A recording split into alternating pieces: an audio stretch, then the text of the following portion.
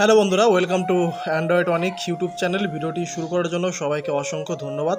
তো বন্ধুরা, তোমরা সবাই জানো যে তোমাদের পরীক্ষা অফলাইনে মানে ওপেন বুক মানে যে অনলাইন, যেটা মানে অফলাইন বলতে ব্লাইন্ড মোড, তোমাদের প্রশ্নপত্র অনলাইনে দেওয়া হবে। সেখান থেকে তোমরা বাড়িতে বসে পরীক্ষা দেবে, যেটা বলে ওপেন বুক পরীক্ষার সিস্টেম। সেখান থেকে পরীক্ষা দেওয়ার পর তোমাদের খাতা উত্তরপত্রগুলো পিডিএফ করে নির্দিষ্ট যার যার যে কলেজ, সেই কলেজে জমা দিতে হবে। এমনই একটা আপডেট তোমরা যেহেতু দেখে এসেছো, 2020-তে যে ওপেন বুক পরীক্ষা এসেছিল সেই পরীক্ষাতে এইভাবে হয়েছে, এবং 2021-এ এবার যে পরীক্ষা হবে সেটাও এই সিস্টেমে চলছিল। কিন্তু সেইখানে দাঁড়িয়ে ইউজিসি কিন্তু তার মত আবার পাল্টানো শুরু করেছে। সে কিন্তু আবার নড়ে চড়ে বসেছে, নতুন কি গান শুরু করেছে সেই বিষয়ে আজকে আমরা শুনবো। যে তাদের যে নতুন আপডেট এসেছে সেই আপডেটের আমি বিপক্ষে, আমি সেই আপডেটটাকে সাপোর্ট করি না। কারণ যেহেতু পরীক্ষা যখন তোমাদের পড়াশোনা যেমন ক্লাস যখন অনলাইনে হচ্ছে, পরীক্ষা তেমন অনলাইনে নেওয়ার কথা রয়েছে। কারণ এই পরিস্থিতি তোমরা সবাই জানো যে করোনার যে সংক্রমণ দিন দিন বেড়ে চলছে। সেইখানে দাঁড়িয়ে অফলাইনে কলেজে বসে পরীক্ষা বা হোম সেন্টার মানে তোমার বাড়ির আশেপাশে যে স্কুল থাকবে সেই স্কুলে গিয়ে পরীক্ষার চিন্তাভাবনাটা কেমন যেন একটা ভাবার বিষয়। তো কি আপডেট এসেছে সেই আপডেটগুলো আমরা টোটালি বিস্তারিত তোমাদের মাঝে শেয়ার করব। তাই যারা আমাদের চ্যানেলে নতুন সবাইকে স্বাগতম, যারা সাবস্ক্রাইব করেছে তাদেরকেও স্বাগতম। তো সবাইকে বলবো সাবস্ক্রাইব করে পাশে আসা বেল আইকনটি বাজিয়ে আমাদের সঙ্গে থাকবে, এবং বলবো স্কিপ না করে ভিডিওটা দেখো, তাহলে তোমাদের বুঝতে সুবিধা হবে। আর যতদূর পারো ভিডিওটা শেয়ার করো যাতে এটা হাই অথরিটির কাছে পৌঁছে যায়, যারা তাদের চিন্তাভাবনা যে ডিসিশান সেটা যেন বদলায়। তো বন্ধুরা, আমি প্রথমে দেখাবো তোমাদের এই সময় যে নিউজ পেপার, সেই নিউজ পেপারের একটা নিউজ আপডেট দিয়েছে। যেহেতু এত বড় আপডেটটা তোমাদের মাঝে পড়ে শোনানো সম্ভব না, কারণ আরেকটা নিউজ পেপার তোমাদের মাঝে শো করবো, দেখাবো। তো সেইখানে দেখো কী বলেছে, অনিশ্চয়তায় মাধ্যমিক বিকল্প মূল্যায়নের ভাবনা। এখান থেকে মোস্ট ইম্পর্ট্যান্ট কিছু লাইন আছে, সেটা তোমাদের মাঝে আমি একটু শেয়ার করার চেষ্টা করছি। তোমরা দেখো এখান থেকে যে আপডেটগুলো রয়েছে সেই আপডেটগুলো একটু তোমাদের দেখাবো, তারপরে যে পরবর্তী আপডেট রয়েছে সেই আপডেটে যাবো। অবশ্যই বলো স্কিপ না করে ভিডিওটা দেখো। তো এখানে কি বলেছিল, মাধ্যমিক পরীক্ষা বাতিল না হওয়ার কারণে সংক্রমণ কমলে কীভাবে দ্রুত পরীক্ষা নিয়ে মূল্যায়ন ও ফল প্রকাশ করা যায় সে বিষয়ে মাথা ঘামাচ্ছে পর্ষদ কর্তারা। কারণ হোম সেন্টার ও অনলাইনের মাধ্যমে পরীক্ষা সম্ভব বলে ইতিমধ্যে জানিয়ে দিয়েছে পর্ষদ কর্তৃপক্ষ মানে ইউজিসির কথা বলা হয়েছে এখানে। বিকল্প হিসেবে রয়েছে পূর্ণমান কমিয়ে অল্প নাম্বারের পরীক্ষা, তাকে 100 নাম্বারে পরিবর্তন করে সেক্ষেত্রে বিষয়ভিত্তিক 20, 25 অথবা 30 নাম্বারে পরীক্ষা নেওয়া যেতে পারে, যাতে পরীক্ষা সম্পূর্ণ হওয়ার পাশাপাশি পরীক্ষকেরা দ্রুত উত্তরপত্র মূল্যায়ন করতে পারেন। সেক্ষেত্রে একদিনে একের পরিবর্তে অধিক বিষয়ে পরীক্ষা সম্ভব। অথবা গত বছর কলেজ বিশ্ববিদ্যালয়ের স্নাতক ও স্নাতকোত্তর চূড়ান্ত সেমিস্টারের পরীক্ষার মধ্যে বিষয়ভিত্তিক প্রশ্নের সংখ্যা বাড়িয়ে উত্তর দেওয়ার ক্ষেত্রে অপশনের সুযোগ বাড়ানো যেতে পারে। এছাড়াও পর্ষদ এখন অবধি হোম সেন্টারে পরীক্ষা না হওয়ার বিষয়ে অনড় থাকলেও তা থেকে সরে গিয়ে যদি স্কুলে সরাসরি অনলাইনে প্রশ্ন পাঠায়, সেক্ষেত্রে উচ্চ মাধ্যমিকের মতো মাধ্যমিকের পরীক্ষার্থীরাও বাড়ির কাছাকাছি স্কুলে বসার সুযোগ পাবে। শুধু তাই নয়, গণপরিবহনের ব্যবস্থা এড়িয়ে পরীক্ষা দিতে যেতে পারবে পড়ুয়ারা।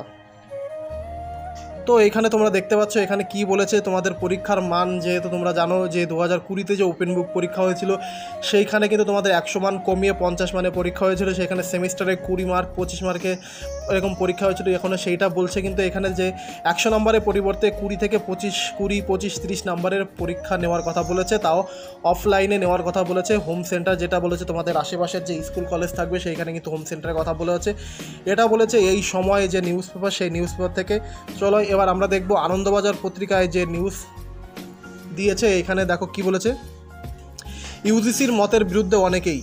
তো এইখানে কি আছে বলবো, মিশ্র পদ্ধতিতে ব্লেন্ডেড মোডে পঠন পাঠনের বিষয়ে খসড়া তৈরি করার পর একসঙ্গে যুক্ত সকলের মতামত চেয়ে বিশ্ববিদ্যালয় মঞ্জুরি কমিশন তারা জানিয়েছেন উচ্চশিক্ষায় 40% পড়াশোনা হোক অনলাইনে, মানে 40% অনলাইন হবে, বাকি 60% হবে অফলাইনে, বাকি 60% অফলাইনে পরীক্ষা নেওয়া হোক, পুরোটাই অফলাইনে। কিন্তু বিষয়টি নিয়ে বিতর্ক দেখা দিয়েছে। অনেকেই বলেছেন পরিকাঠামো সুযোগ সুবিধা তৈরি না করে এই পদ্ধতি চালু করলে পড়ুয়াদের মধ্যে সামাজিক বিভাজন বাড়বে। যাদবপুর বিশ্ববিদ্যালয়ের উপাচার্য সুরঞ্জন দাস শনিবার বলেন, এই পদ্ধতিতে পড়াশোনার ক্ষেত্রে আগে পারিপার্শ্বিক অবস্থা অবশ্যই বিবেচনা করতে হবে। সব বিশ্ববিদ্যালয় একসঙ্গে এই পদ্ধতি চালু করতে পারবে বলে মনে হয় না। আগে নিশ্চিত করতে হবে পড়ুয়াদের কাছে দ্রুতগামী ইন্টারনেট পরিষেবা এবং স্মার্টফোন অথবা ল্যাপটপ আছে কিনা।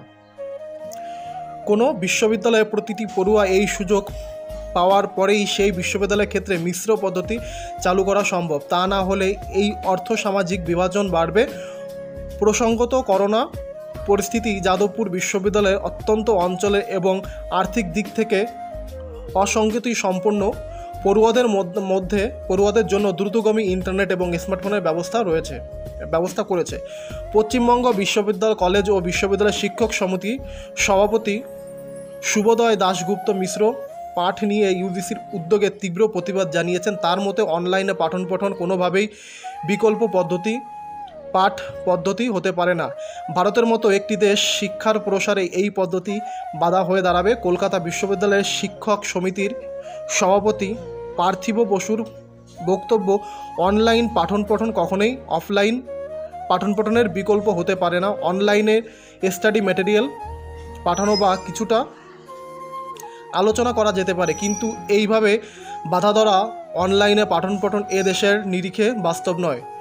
সরকারি কলেজ শিক্ষক সমিতির সাধারণ সম্পাদক দেবাশিস সরকার বলেন, অর্থসামাজিক পরিস্থিতিতে অস্বীকার করে এভাবে পাঠন চালু করলে সেটা চাপিয়ে দেওয়া হবে। উচ্চশিক্ষা ড্রপ আউট করবে। তার ব্যাখ্যা, ভারত সরকারের তথ্যই বলেছে দেশের 10.7% কাছে কম্পিউটার সহ অন্যান্য যন্ত্র রয়েছে, বাকি 23.8% কাছে ইন্টারনেট ব্যবহারের সুবিধা রয়েছে। তার মানে এর বাইরে থেকে পড়ুয়াদের গোড়া থেকেই মিশ্র পদ্ধতিতে পাঠন থেকে বাদ পড়বে। তো তোমরা দেখতে পেলে যে কি আপডেট এখানে ইউজিসি দিয়েছে এবং তাদের যে প্রতিক্রিয়ায় বিভিন্ন বা যাদবপুর কলেজ বা কলকাতা বা আমাদের পশ্চিমবঙ্গ কলেজের যে উপাচার্যরা রয়েছে তাদের আপডেট কিন্তু তোমরা এখানে দেখতে পেলে। তো ইউজিসি বলেছে 40% তোমাদের অনলাইনে, বাকি 60% হবে তোমাদের অফলাইনে। এইভাবে তোমাদের পড়ানোর কথা বলা হয়েছে। তো এই বিষয়ে তোমাদের মতামত কি অবশ্যই আমাদের জানাবে, যেহেতু এই পরিস্থিতিতে অফলাইন পরীক্ষা কথা চিন্তাই করা যায় না, কারণ তোমরা সবাই জানো দেশের অবস্থা খুবই খারাপ।